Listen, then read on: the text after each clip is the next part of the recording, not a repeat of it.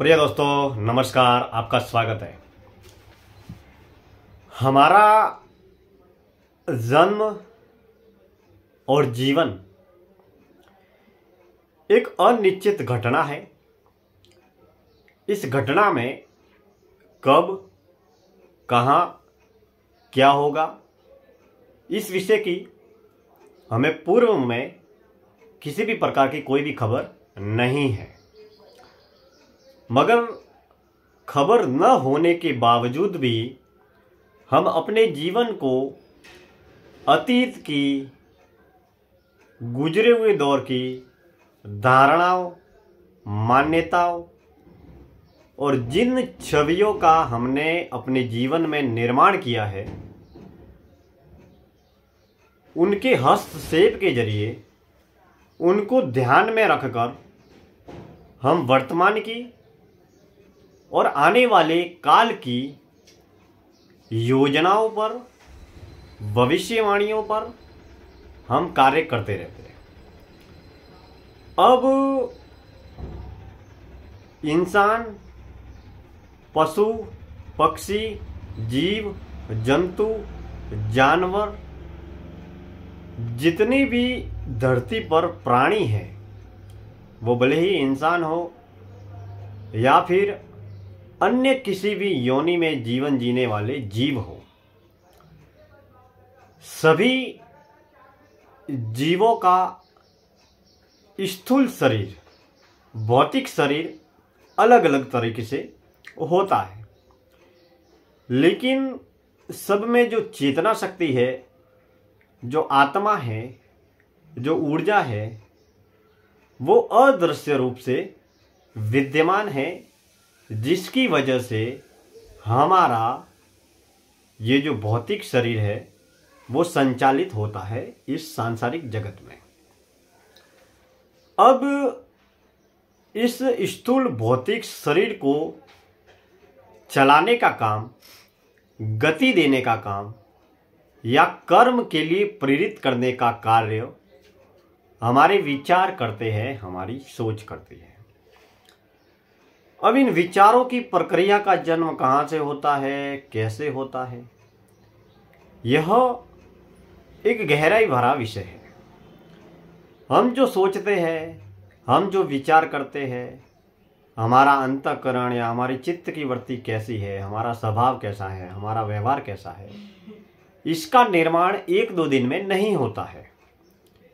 यहाँ तक कि हमारा जन्म जब से हुआ है तब से लेकर अब तक, और हमारे पूर्व जन्म और पूर्व में हुए कई जन्म, हजारों जन्म, सैकड़ों जन्म, दर्जनों जन्म, उन जन्मों में हमने जो भी जिस प्रकार के कर्म किए हैं, उस कर्म के आधार पर हमारी आत्मा, हमारी चेतना शक्ति का निर्माण होता है।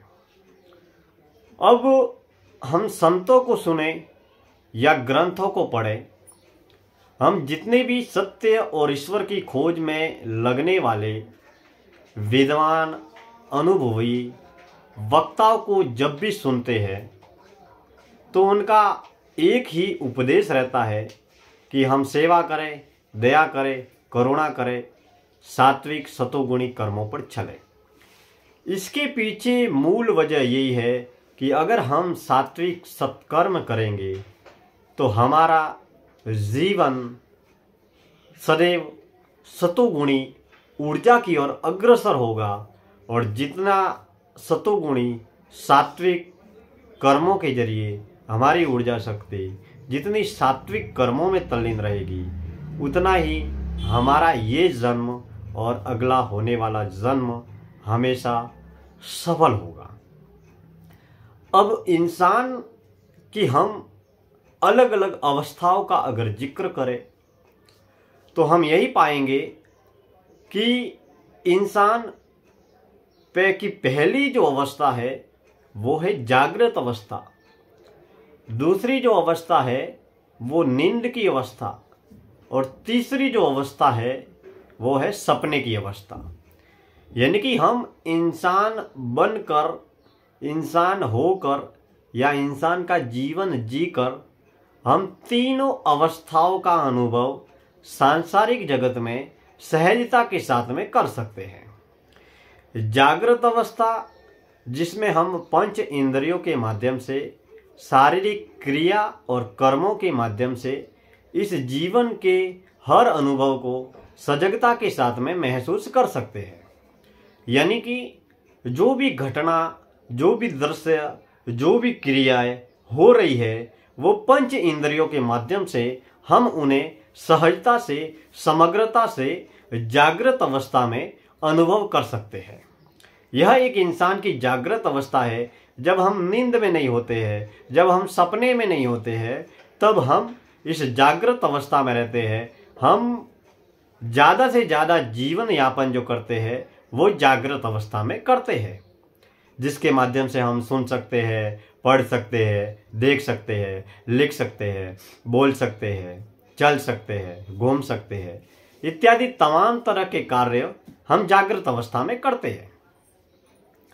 अब जो दूसरी जो अवस्था है वो नींद की अवस्था में, हम जब सो जाते हैं तब नींद की अवस्था में जब भी हम होते हैं तब हमें यह ख्याल, होश या भान नहीं रहता कि हम कहाँ पर हैं। यानी कि शारीरिक रूप से हम बिस्तर पर सोए हुए रहते हैं, लेकिन हमारा होश कहाँ पर है, हम किस स्थिति में हैं, हम कहाँ पर है, उसका हमें अनुभव नहीं होता। यानी कि कुछ विद्वान और अनुभवी वक्ता कहते हैं कि मौत भी एक तरीके की, जो नींद है वो भी एक तरीके की मौत है, क्योंकि मौत के बाद व्यक्ति कहाँ जाता है, कहाँ आता है, किसी भी तरीके की कोई खबर नहीं रहती। तो कहने का तात्पर्य ये है कि हम प्रतिदिन जब सोते हैं तो ये एक तरह की क्षण भर की मौत है, जिसके बाद में जिसे हम सहजता से के साथ में अनुभव करते हैं। और नींद से जैसे भी हम बाहर आते हैं तब हमें ये अनुभव होता है कि हम नींद में थे, लेकिन जब भी हम नींद में होते हैं तब हमें मालूम नहीं होता कि हम नींद में हैं। यानी कि नींद से जगने के बाद ही हमें ये मालूम होता है कि हम नींद में थे, हम सोए हुए थे।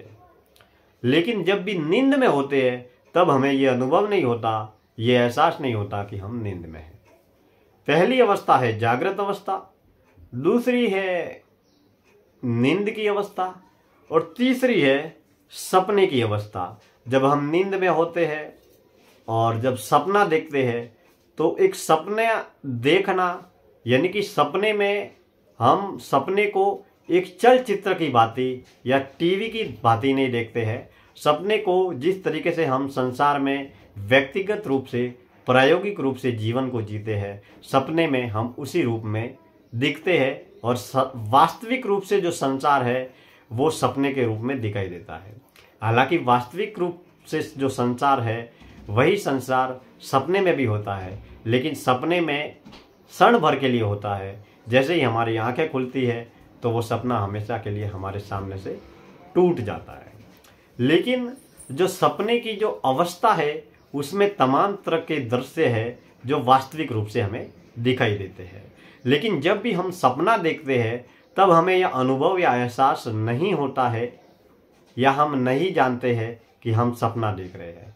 हालांकि जब हम जागृत अवस्था में पहुंचते हैं, नींद में से सपने में से नींद में, और नींद में से जब जागृत अवस्था में पहुंचते हैं, तब जागृत अवस्था में पहुंचने के बाद में कुछ सपने हमें याद रहते हैं और कुछ सपने हमें याद नहीं रहते। कुछ सपने थोड़े थोड़े याद रहते हैं और कुछ सपने हमें बिल्कुल भी याद नहीं रहते। तो हम सांसारिक जगत में जितने भी जीव जीते हैं वो समग्रता के साथ में इसे अनुभव करते हैं। धन्यवाद।